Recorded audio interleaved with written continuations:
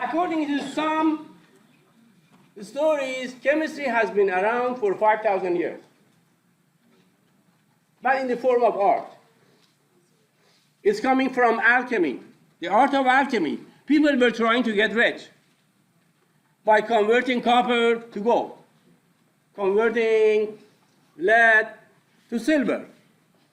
So they were doing this secret. Santana? Our agreement is when I talk, you're listening. When I let you do problem solving, you're talking. Thank you. Guys, so people are doing experiments in their basement, going from one generation into another generation, trying to convert copper to gold for so many years. It's secret. Nobody is telling anybody it's the secret of making money. So at the time, they thought the universe is made out of 4 elements. What are those? Yes? Earth, fire, wind, water. Yes, thank you. Wait, says earth, fire, wind, and water, right? So they would get copper melted, that's putting fire inside, and see if it changes to gold. And then it didn't work. They say, we are going to heat it and then add some soil to it. Didn't work. They say, okay, we heat it, add soil, and blow air into it. And then we heat it, add water, soil, wind, increase it, decrease it. They say, if we can adjust the amount of the elements inside copper, we are going to get gold. It didn't work for so many thousands of years. Until 1600s. Chemistry becomes a science. What is the difference between science and art? In science, we run experiment, we make observation, that's what you do in the lab. We try to explain why certain observation was happened, you come up with hypothesis. You publish hypothesis with other scientists. Everybody criticizes you, you have to prove that you are wrong. They do experimentation, make sure your result is reproducible. Then you come up with a theory. So, 150 years after chemistry is becoming science, scientists are doing experiments, they're publishing papers all around the world. And this guy, Dalton, he's a teacher, English science teacher. He says, I'm going to read all the theories,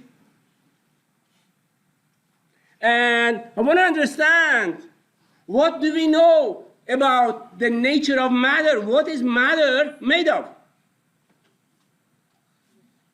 So he reads all the papers, and he come up with a theory which is still valid today. We are using Dalton theory today. And he says, number one, based on everything I know, everything I read, everything we know at this point in the history, all elements are composed of small particles. They are called atoms. And the reason that different elements behave differently, the reason that copper is copper and gold is gold, is because they have different atoms. So atoms of same elements, they are identical, they have same behavior, and atoms of different elements are different. That's number one. Number two, he says there are compounds which are made out of elements. And he says compounds have at least 2 different atoms bonded together. 2 or more atoms, when they bond together, then you make compounds. And he says the ratio between number of combining atoms in a compound remains the same. What do I mean by that? Guys, can I say hydrogen and hydrogen, compound or element? Element is made out of same type of atom, right? Yes. And oxygen, compound or element? element Y is made out of same types of atoms. Yes? And they react together. They make water. Compound. Yes. Thank you. Krista, good job. It wasn't me. Oh, no, No, honestly. I'm kidding. Aha, I know your voice. Okay.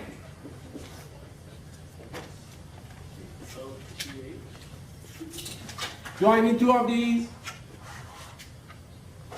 To balance it, yes? Compound or element? It's a compound, why? It's made out of two different atoms, right? He says, the ratio between number of atoms in a compound remains the same. Can I say the ratio here is 2 to 1? The ratio of hydrogen to oxygen is 2 to 1, yes? If it is H3O, is it water? No. Doesn't matter where you go on Earth. Water, the formula of water is H2O. Doesn't matter where you go in universe. Where you find water is H2O. The ratio between number of combining atoms inside the compound remains the same. If it is H2O2, it's not water, it's not going to quench your thirst, it's going to blonde your hair. Because hydrogen peroxide, totally different. You change this ratio, you don't have same property. Okay. And then he said, what are chemical reactions? What are chemical reactions? He says, chemical reactions are nothing but bond breaking and bond forming. So we do that all the time, don't we? You see somebody, he is the right person, or she is the right person, you marry, bond of marriage. Chemical bonding, similar to bond of marriage for us. It's bond between atoms, they stick together. They stick together, they stick together. What if they are not happy? What if they find another, what do you do when you are not happy from your marriage? You divorce, you break a bond. You find somebody better, you make a new bond. That's what atoms do. They break a bond, they make new bond to be happier. What's happiness for atoms and compounds? Having less energy, becoming more stable, losing energy and gaining stability. That's why chemical bonding is happening. So it says, chemical reactions involve rearrangement of atoms. And in this process, atoms are not created, and atoms are not destroyed. How many hydrogens on the left? 2. How many hydrogens on the left? 3. How many hydrogens on the left? 3. How many here? 2. 2 times 2? 4. How many hydrogens here? 2 times 2? 4. How many oxygens on the left? 1. How many oxygen atoms? 2. How many oxygen atoms? 2. Atoms are not created or destroyed in a chemical reaction. They simply rearrange.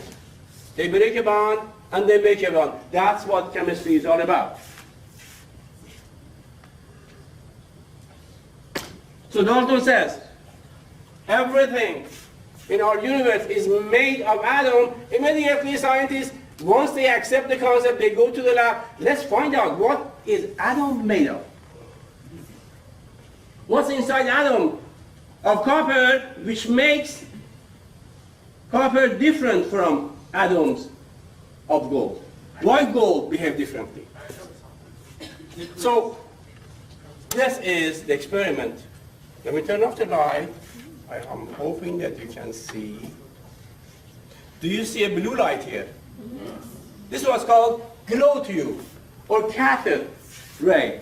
Physicists knew about this, but they couldn't explain it for so many years. They had seen this phenomenon. If you take a glass tubing, if you evacuate it, connect the two ends to negative charge and positive charge, they would see this glow.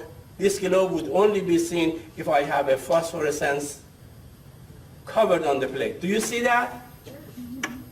So, one of the scientists did this experiment. He took a magnet, brought the magnet here. Do you see what is happening? Yes? Oh, whatever is inside this cathode ray is interacting with magnetic field. What is that telling you? If this is being bent by a magnet, what is telling you about this particle? Has an electric charge. So, let me give you another example, another demo. Maybe you can come up with an idea why this globe is being bent by a magnetic field. So what I have here, light change? Oh, yes. Could you, what is making the glow again? I'm going to explain. Oh, okay. Want you to first think and come up with a solution. So I'm going to give you another explanation which may help you understand this. This is a 9-volt battery. I am connecting the two ends, negative and positive, of this 9-volt battery. And then, let me see if I can find a paper clip here. Guys, the nail that I have here, I have a nail, a big nail. Around it, I have got a coil of copper wire. And then I'm going to pass electricity through this coil. And I want you to make an observation. Is this magnetized? Yes. So this nail is magnetized, right? I removed the electricity, it fell off, right? Yes. So physicists knew that. What is the experiment telling you? It's telling you that if you have electrons moving inside, if electrons have a circular motion, they produce magnetic field. Yes? Moving charged particles produces magnetic field. And the fact that this blue glow is interacting with the magnetic field, two magnets repel each other or attract each other, right? It means this must have magnetic field. If this has magnetic field, it means it must be charged particle. And they say, inside this metal where I have connected the negatively charged potential, the atoms are ejecting a particle which has charge. Now what is the charge of this particle? I'll be like, yes, I can definitely answer that question as soon as I find out what. Yes, let's see, is it negative or not? So I'm going, this is negative terminal, and look, I'm going to bring it to this end. Is it repelling it or not? Yes. What is repelled by negative? Apparently your projector. My projector is dying. Can I say, if this is negative and the blue ray is being repelled by negative, what is that telling you about the charge of the particles here? Positive. Positive and negative attract each other. They're negative. Only light charges repel, right? This is negative. So what is the charge in the blue ray? Positive. If it is positive, it will be attracted. It will come up. Is it being repelled? One more time. Yes. It's being repelled, right? If it is repelled, it must be negative, right? Okay. Very high voltage, by the way. So J.J. Thomson says, atom must be composed of negatively charged particles that we are going to, we name it electron nowadays, right? That's the first experiment, which tells you what matter is made of.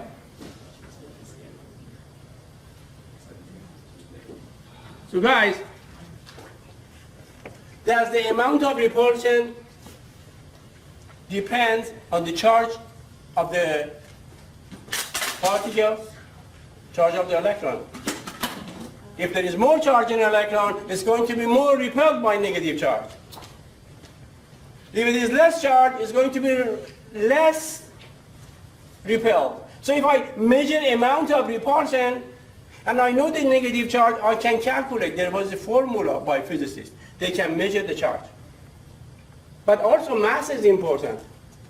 If I take this chocolate and throw it at this wall, well, I'm going to throw this chocolate at this wall. It went up there, right? What if I take a bowling ball and throw it to the wall? Is it going to hit the same height? No. It's heavier. It's going to hit on the, closer to the floor, right? I can measure this distance from the floor. That is also showing it's related to the mass. So amount of deflection is related to the mass and charge of electron. So by doing calculations that you are not supposed to know, he measures the ratio of charge of electron over mass of electron. So we know, please. Okay. Thank you. So he says, I know now what is the ratio of charge to mass, but still they don't know what is the charge. If I say I am 3 times older than Maggie, would you know how old Maggie is? No. Would you know how old I am? No. You need one more piece of information. What is the other piece of information? Maggie is 20, I'm 60, right? Or I'm 100 years old, Maggie is 33 years old.